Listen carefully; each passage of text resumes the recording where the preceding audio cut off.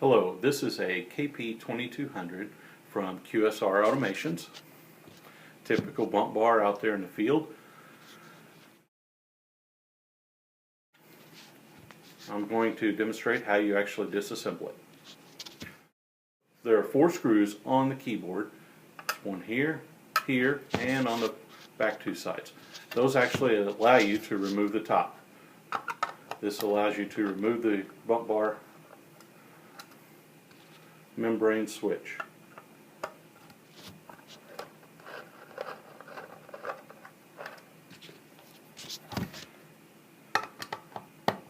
These screws are a 632 size. Looks like about a 1/4 inch long. Okay, so I've got the 4 screws here. Now then, when you take it apart, you gently slide it apart. We do not want to damage the circuit board because we're going to be reusing that. Now these are really tight. When you pull that apart, you'll see that there is a connector right here.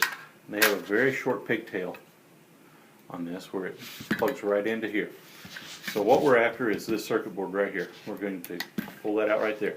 There are 4 studs right here that the board actually connects down to.